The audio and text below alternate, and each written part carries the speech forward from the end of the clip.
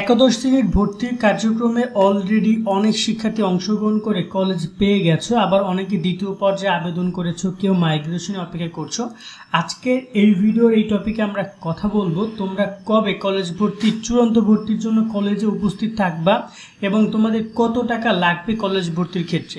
টাকা পয়সার ব্যাপারটা এই জন্য গুরুত্বপূর্ণ যে কারণ এই টাকাটা তোমাদেরকে তখন জমা দিতে হবে কলেজকে, টাকা ছাড়া তোমরা ভর্তি হতে পারবা না।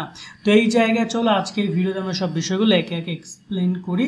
তোমরা যারা আমাদের চ্যানেল এখনো সাবস্ক্রাইব করে রাখো, পাশে বেল আইকন বাজিয়ে রাখো। কলেজ ভর্তি নিয়ে কোনো প্রশ্ন থাকলে কমেন্টের মাধ্যমে জানাও, সেগুলো নিয়ে আমরা নেক্সট ভিডিও করব। তো এখানে প্রথমত আমি তোমাদেরকে একটু কিছু কথা বলে রাখি যে তোমরা যারা কলেজ অলরেডি সিলেকশন সাবমিট করেছো বা কনফার্ম করেছো তারা তো সরাসরি গিয়ে কলেজে ভর্তি হবা, তবে তারা না, এখানে কলেজের পরিবর্তন হইতে পারে। কোন ক্ষেত্রে পরিবর্তন হতে পারে সেটা হচ্ছে মাইগ্রেশনের ক্ষেত্রে। এখানে বর্তমানে দ্বিতীয় পর্যায়ে আবেদন চলছে, দ্বিতীয় পর্যায়ে সবাই কলেজ হয়তো বা যারা আবেদন করেছো কলেজ পাবা। তুমি যদি 335 টাকা পাঠাও তাহলে তুমি কলেজ নির্বাচন হয়ে যাবে বা নিশ্চয়ন হয়ে যাবে। তো এই জায়গায় আমরা এখানে দেখতে পাচ্ছি যে স্টুডেন্টটা সে কলেজ নিশ্চয়ন করেছে এবং সে মাইগ্রেশন অন করে রেখেছে। একমাত্র মাইগ্রেশনের মাধ্যমে কলেজ পরিবর্তন হতে পারে। সো এই যে দেখতে পাচ্ছ যে সে কলেজটা নিশ্চয়ন করেছে, সেই কলেজটা কিন্তু পরিবর্তন হইতে পারে। সো তুমি চূড়ান্ত ভর্তির আগে দেখে নিবা যে তোমার নির্বাচন অপশনে কোন কলেজটা আছে, সেই কলেজে তুমি যাবা। আমি আবারও বলছি, ধরে নাও তোমার এই কলেজটা রয়েছে এখন, কিন্তু নির্বাচনে অটো মাইগ্রেশনে যদি অন্য কোনো কলেজ আসে, ধরুন আমি তার আবেদনটা একবার তোমাদেরকে দেখাই। ধরুন এখান থেকে আবেদনটা দেখাচ্ছি। তো এখানে আবেদন দেখতে পাচ্ছ তার অলরেডি 10 নম্বর কলেজটা এসেছে। তো তার উপরে যে কোনো কলেজ কিন্তু আসতে পারে চাইলে, তাই না? তো তোমাকে নির্বাচন অপশনে গিয়ে লাস্ট ডেটে দেখে যেতে হবে যে এখানে কোন কলেজটা আছে, তোমাকে কোনো কলেজ মাইগ্রেশনের মাধ্যমে নিয়েছে কিনা। যদি না নেয় তাহলে তুমি এখানে যাবা, আর যদি নেয় তাহলে এখানে যে নতুন কলেজটা আসবে সেই কলেজে তুমি যাবা, গিয়ে সেখানে ভর্তি কার্যক্রমে অংশগ্রহণ করবা। এবার আসি তোমাদের ভর্তি কবে। দেখো আমরা যদি তোমাদের প্রকাশিত বিজ্ঞপ্তি দেখি, অর্থাৎ নীতিমালা, দেখো নীতিমালায় সব বিষয়গুলো উল্লেখ করা থাকে। সবার শেষে এসে আমরা চূড়ান্ত ভর্তির তালিকা দেখতে পারবো। সবার শেষে একদম আমরা যদি দেখি ভর্তি অপশনে লেখা আছে যে 15 জুলাই তোমাদের ভর্তি শুরু, 25 জুলাই ভর্তি শেষ। অর্থাৎ 15 জুলাই থেকে 25 জুলাই তোমাদেরকে সময় দিয়েছে ভর্তির জন্য। এই চূড়ান্ত ভর্তির জন্য, এই 15 নম্বর পয়েন্টে চূড়ান্ত ভর্তির জন্য তোমরা সরাসরি কলেজে উপস্থিত থাকবা। আবারও বলছি, এই চূড়ান্ত ভর্তির দিন তুমি কলেজে উপস্থিত থেকে কলেজে টাকা পয়সা জমা দিয়ে কলেজে ভর্তি হইতে হবে। তোমার ক্লাস শুরু হবে 30 জুলাই। সো তোমাদের এই বিষয়টা মাথায় রাখতে হবে যে আমরা কিন্তু এখানে তোমাদের কিন্তু এই ডেটের মধ্যে ভর্তি কলেজ তোমাদেরকে জানাবে, বা তোমরা যে কলেজটা চান্স পাবো এই যে এখানে নির্বাচন অপশনে দেখতে পারবা, সেই কলেজে যোগাযোগ করবা, বা লাগলে এই চূড়ান্ত ভর্তির আগে একদিন যাবা, গিয়ে কথা বলবা, কত টাকা কী খরচ সেগুলো একটু জেনে নিবা।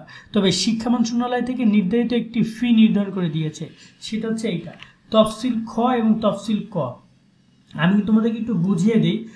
এখানে দুই ধরনের শিক্ষা প্রতিষ্ঠান রয়েছে। একটা হচ্ছে এমপিওভুক্ত শিক্ষা প্রতিষ্ঠানের ক্ষেত্রে চার্জ, সেশন চার্জ এবং ভর্তি ফি, এর বাইরে কোনো টাকা নিতে পারবে না।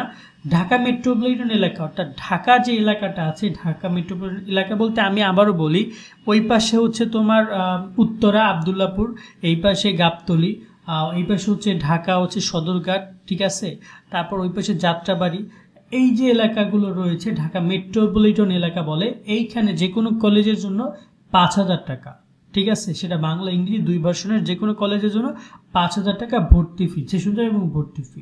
মেট্রোপলিটন ব্যতীত মেট্রোপলিটন মানে ঢাকা ব্যতীত, ঢাকা বাদে মেট্রোপলিটন যেমন চট্টগ্রাম মেট্রোপলিটন, সিলেট, কুমিল্লা, বরিশাল, রংপুর, এরকমের যে মেট্রোপলিটন, ময়মনসিংহ যে মেট্রোপলিটন এলাকাগুলো আছে সেখানে তোমার 3000 টাকা।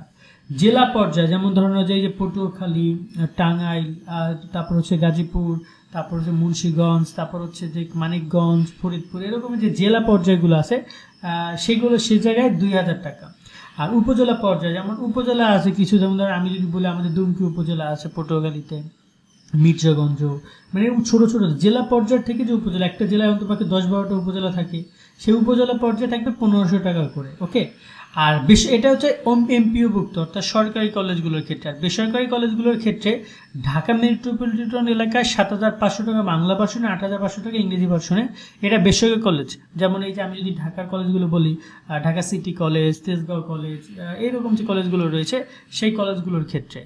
আর মেট্রোপলিটন ব্যতীত অন্যান্য যে এলাকাটা রয়েছে, যেমন তোমার হচ্ছে ঢাকা ব্যতীত, সেখানে তোমার 5,000 টাকা হচ্ছে বাংলা ভার্সনে, ইংরেজি ভার্সনে 6,000 টাকা। জেলা পর্যায়ে বাংলা ভার্সনে 3,000, ইংরেজি ভার্সনে 4,000।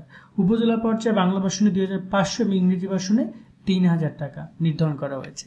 এর সাথে উন্নয়ন ফি শুল্ক এবং ভর্তি ফি, এর সাথে হয়তো বা কলেজ তার এক্সটার্নাল কোনো খরচের সাথে 2-1 মাসের বেতন অথবা 2-1 টাকা পয়সা নিয়ে নিতে পারে, মানে সেটা প্রুফ দেখিয়ে তাদেরকে নিতে হবে। সো এই হচ্ছে বিষয়। বাট বেসরকারি কলেজে এর থেকে একটু বেশিই লাগবে, স্বাভাবিক, কারণ বেসরকারি কলেজের বেতন অনেক বেশি, এটা ওটা অনেক বেশি। সো এই রুলসগুলো জেনে তারপর তোমরা হচ্ছে গিয়ে অ্যাপ্লাই করো, এটা আমি তোমাদেরকে বলবো। কেমন, এরপরও দেখো আর কি হয় সামনে। তবে কলেজ ভর্তির ক্ষেত্রে টাকা পয়সা ম্যানেজ করে কলেজে যাওয়াটা বেটার, এটা বুদ্ধিমানের কাজ। অনেক সময় দেখা যায় যে টাকার কারণে ভর্তির দিকে প্রবলেম হয়। আর কি কি ডকুমেন্ট লাগবে এটা নিয়ে আমরা কথা বলবো, সেগুলো পেতে আমাদের সাথে যুক্ত থাকো। আজকের মতো আমরা এখানেই বিদায় নিচ্ছি। সকলে অনেক অনেক ভালো থাকবা। আল্লাহ হাফেজ।